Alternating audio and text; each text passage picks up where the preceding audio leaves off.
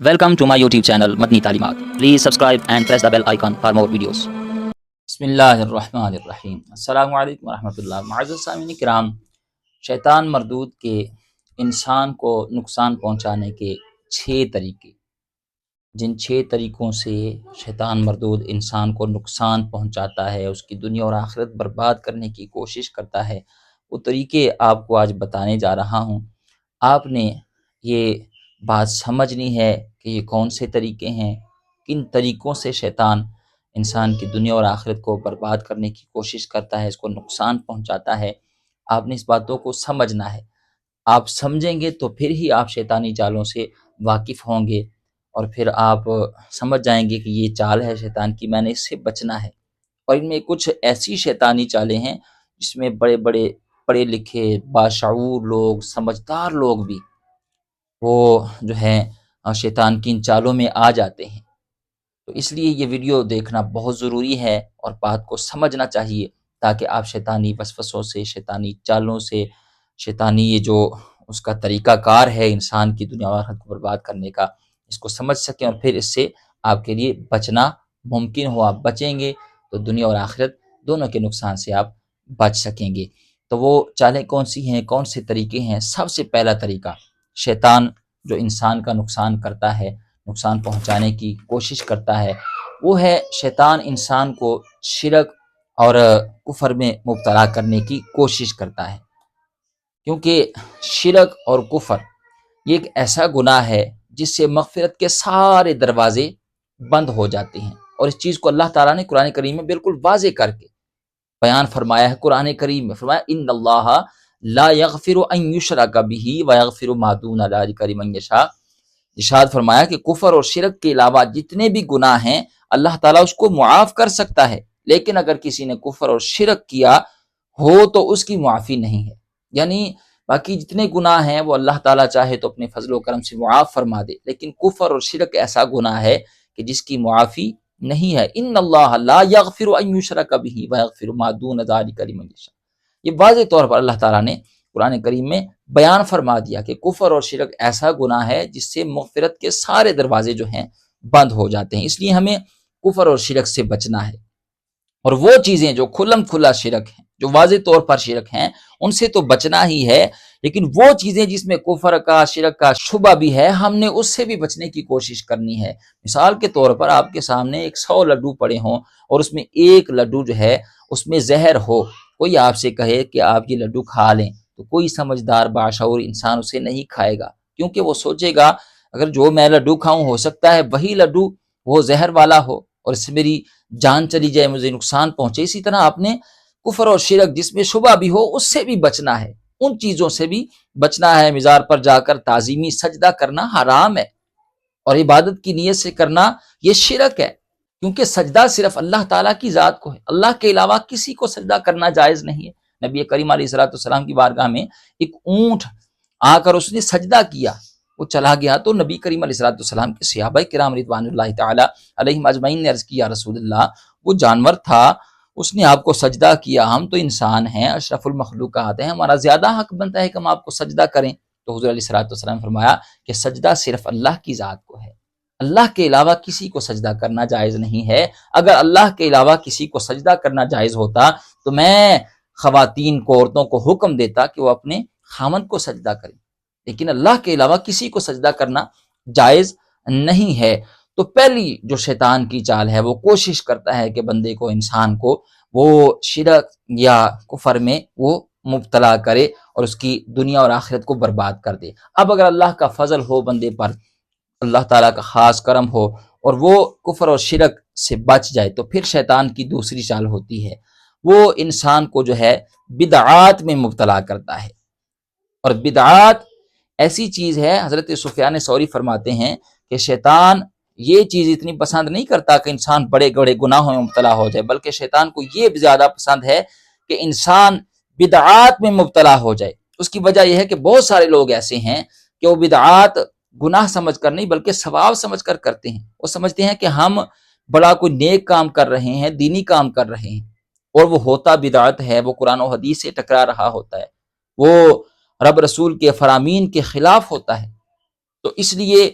حضرت سفیان ثوری فرماتے ہیں کہ شیطان بڑے بڑے گناہوں سے اتنا خوش نہیں ہوتا جتنا وہ کسی انسان کو بدعات میں مبتلا کر کے خوش ہوتا ہے۔ مثلا میلاد شریف منانے کے جو اب نئے نئے طریقے لوگوں نے ایجاد کر لیے، یہ اتنا بابرکت عمل تھا میلاد شریف منانا، لیکن اب جو اس میں نئے نئے طریقے لوگوں نے راج کر لیے ہیں، قرآن و حدیث کی روشنی میں آپ دیکھیں تو بالکل یہ قرآن اور حدیث کے خلاف ہے۔ مثال کے طور پر یہ جو پہاڑیاں بنائی جاتی ہیں اور پھر وہاں پر خواتین آتی ہیں ان پہاڑیوں کو دیکھنے کے لیے، پھر وہاں پر مرد بھی ہوتے ہیں اور بے پردہ خواتین آتی ہیں، بلکہ پورا میک اپ کر کے آتی ہیں، تو وہاں پر پھر وہ بے پردگی ہوتی ہے، عورتوں مردوں کا اختلاط ہوتا ہے، وہاں پر وہ سارا کچھ شریعت کے خلاف پھر وہ ہو رہا ہوتا ہے۔ تو یہ بدعت ہے، بدعت سیئہ ہے، یہ رب رسول کو ناراض کرنے والا کام ہے، لیکن کچھ لوگ وہ سمجھ رہے ہوتے ہیں کہ ہم تو یہ نیک کام کر رہے ہیں، اس لیے پھر وہ شیطان جو ہے وہ اس چال سے لوگوں کو ان کی آخرت اور دنیا کو برباد کرنے کی کوشش کرتا ہے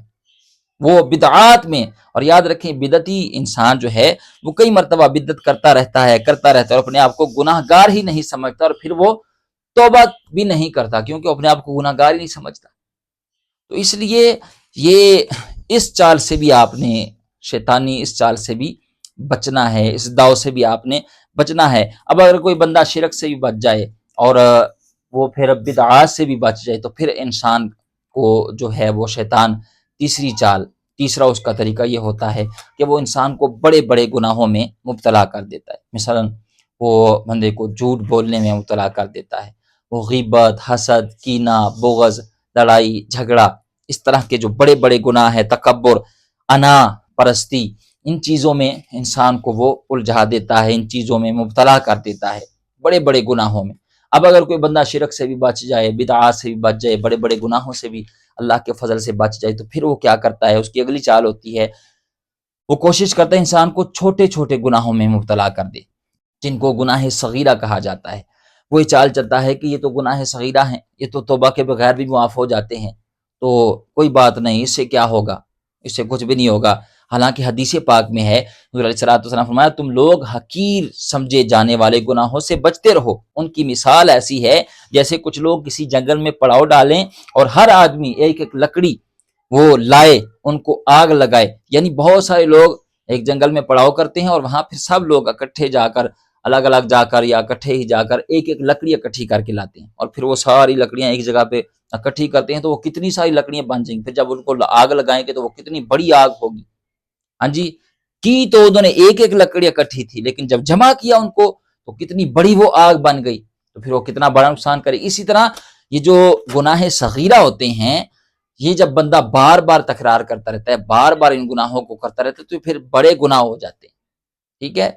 اور بندہ سمجھتا ہے کہ یہ تو چھوٹے گناہ ہیں، اس سے کیا ہوگا۔ تو شیطان کی اگلی چال ہوتی ہے کہ بندے کو وہ پھر چھوٹے چھوٹے گناہوں میں مبتلا کر دیتا۔ اب اگر کوئی بندہ اس چال سے بھی بچ جائے، شیطانی اس چال سے بھی، اس داؤ سے بھی بچ جائے، تو پھر شیطان کی اگلی چال ہوتی ہے، جب کوئی بھی اس کا داؤ نہیں چلتا تو پھر وہ اگلا یہ داؤ چلاتا ہے کہ انسان کو ایسے کاموں میں لگا دیتا ہے جو مباح کام ہوتے ہیں، جس کا نہ ثواب ہے نہ گناہ ہے۔ مثال کے طور پر گھنٹوں گھنٹوں گیمیں کھیلتے رہنا، چاہے کہ پھٹے پہ بیٹھ کر بے مقصد فضول گفتگو کرتے رہنا، فضول کاموں میں الجھا دیتا ہے، کرکٹ میچ دیکھتے رہنا، ہاں جی، بلکہ کئی مرتبہ وہ فضول کام میں جب مبتلا ہوتا ہے تو پھر وہ گناہ بھی کر جاتا ہے۔ کرکٹ دیکھ رہا ہے یا گیم کھیل رہا ہے، نماز کا ٹائم ہوا، نماز بھی جاتی رہی، وہ گیم میں مبتلا ہے۔ تو شیطان کا پھر اگلا کام ہوتا ہے کہ اس میں کون سا گناہ ہے، کون سا ثواب ہے، کر لو یہ کام کر لو، ہاں جی، وہ بے مقصد مباح کاموں میں شیطان جو ہے انسان کو مبتلا کر دیتا ہے۔ اب اگر کوئی بندہ اللہ کے فضل سے اس چال سے بھی بچ جاتا ہے تو پھر شیطان کیا کرتا ہے، وہ اگلی پھر چال چلتا ہے۔ اب یہ جو چالیں ہیں نا، یہ بے مقصد کام میں مبتلا ہو جانے، اس میں بڑے بڑے سمجھدار لوگ بھی آ جاتے ہیں، اس میں بڑے بڑے پڑھے لکھے لوگ بھی وہ اس چال میں آ جاتے ہیں، یہ داؤ پر بھی اثر کر جاتا ہے۔